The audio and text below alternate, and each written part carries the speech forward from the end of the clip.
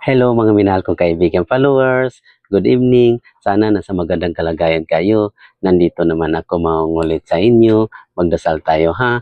Maraming salamat sa ngalan sa Ama at sa Anak at sa Espiritu Santo. Amen.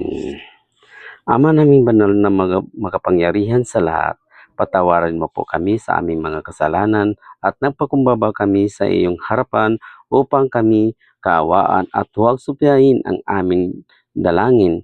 Yayaman kami umaasa at nanaig sa iyo, Panginoon. Tulungan mo po kami sa aming mga pangangailangan sa kaluluwa at sa katawan.